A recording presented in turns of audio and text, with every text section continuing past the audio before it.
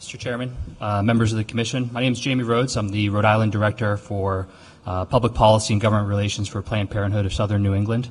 And I thank you for the opportunity to represent Planned Parenthood before the Commission here today. And out of abundance of caution, I have to state that the agency, Planned Parenthood, opposes the calling of a constitutional convention based off of the potential damage to our organization's mission that has arisen from constitutional changes and proposed constitutional changes in Rhode Island and the same efforts in other states. But of course, recognizing that the question here today is not whether or not to call a convention, is beyond the scope of this commission. Our organization's organization's position on that issue is also not to be discussed here. But regardless of any of our positions on this, all individuals who are committed to an open and transparent democracy must recognize that it's necessary for voters to be educated on both the short and long-term implications of a constitutional convention. And there's a number of specific concerns that Planned Parenthood must put out there during this process to make sure that we're providing fair and accurate information to the public in preparation for the general election on November 4th.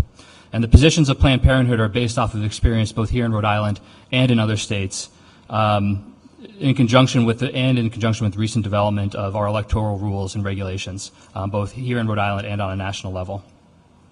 And so Planned Parenthood's primary concern that a constitutional convention poses a direct threat to women's freedom to choose reproductive health services and the ability to make their own private, personal medical decisions. This threat is real, as it was raised in both the 1986 convention and in many efforts at constitutional amendments across the United States.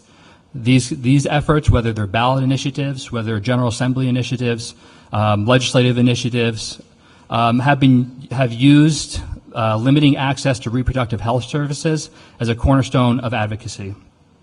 As no issue will be off limits once a convention meets, there's no reason to believe that Rhode Island will be any different. At a time when the primary concern of convention should be the matter of how our government functions, a constitutional convention will likely instead serve as a catalyst for socially divisive amendments. And an observation of the past hearings and discussions that I've seen here at this commission, it appears that many constitutional convention advocates want to state that Rhode Island voters and or the federal court system will be an effective check on the amendment proposals that would come out of the convention. To me, it feels like an incomplete answer. That's very concerning to the actual question that we're trying to address through a constitutional convention. We want to know, how do we limit the scope?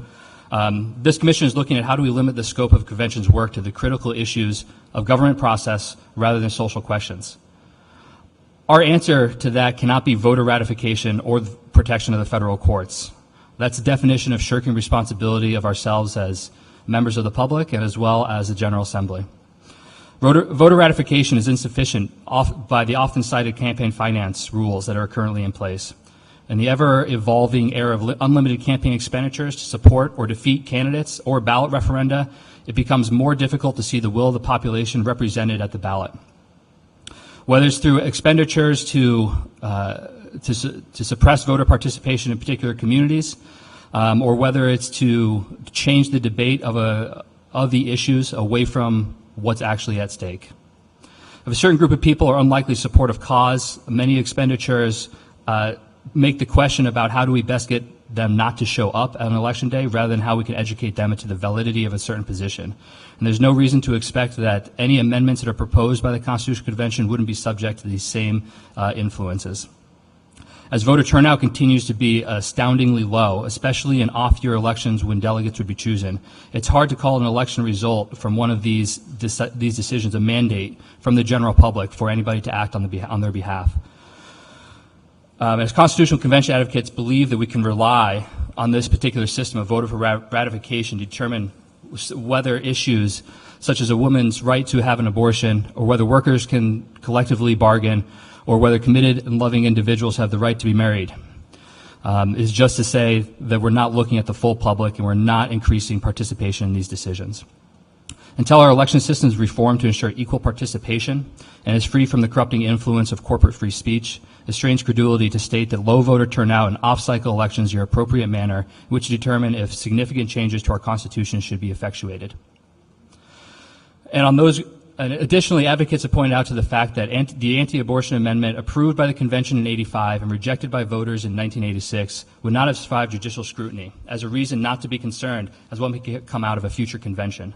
And to recognize that these rights are established as a baseline under our federal constitution is not to respect the idea that our state has established much more expansive rights for a number of both protected classes in Rhode Island. And that a change in our Constitution can eliminate established civil rights for protected classes and for individuals. And it's also another concern is that the 1985 abortion amendment was clearly in blatant violation of the Roe versus Wade decision the decade prior, which makes me wonder if the Constitutional Convention constitutional delegates feel bounded by the U.S. Constitution, knowing that putting something to the voters, which is clearly in violation of established rights, is the right way to go. And such a determination to challenge and subvert constitutional mandates shouldn't be touted as proof that our system works here. It should be touted as proof that we have a flaw in this system. And it's also one that we can easily avoid. So in order to ensure that Rhode Island voters are adequately aware of the impact of their decision when they go to the polls in November, they need to be informed of both the history and the fact that there are civil rights under discussion, and there will be civil rights under discussion at the convention. It won't be limited to such questions as ethics commissions, and it won't be limited to such things as line item vetoes. Most constitutional changes look at these issues, and anti-abortion advocates use this opportunity to push that particular agenda. In other words, I feel that voters are being asked to open Pandora's box with the assurances that any evils that come out can be put right back in through judicial intervention or the wisdom of off-year election cycles. This commission has as its duty to determine how to present this question to the public in a way so that the public can appreciate the gravity of the decision that's being put before them and to recognizing the far-reaching scope of these potential impacts. If we're to trust the voters in making this decision, we need to make sure they do not do it in ignorance and they do it with a full eye towards where the future lies with this. Thank you very much. Thank you. Any questions for Mr. Rhodes? Mr. Frias. Just a few questions. I understand the argument you're making about low voter turnout elections.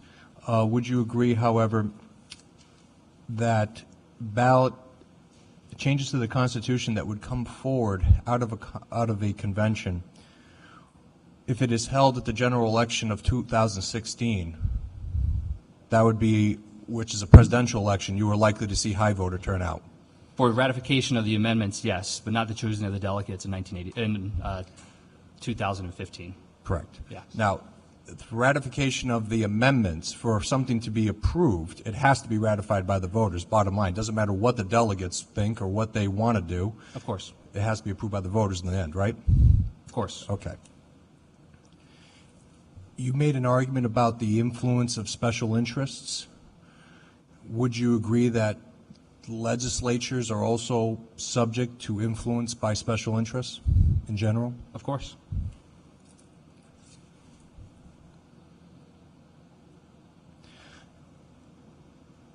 I think that's enough. Thank you. Thank you. Any further questions? Thank you very much. Thank you.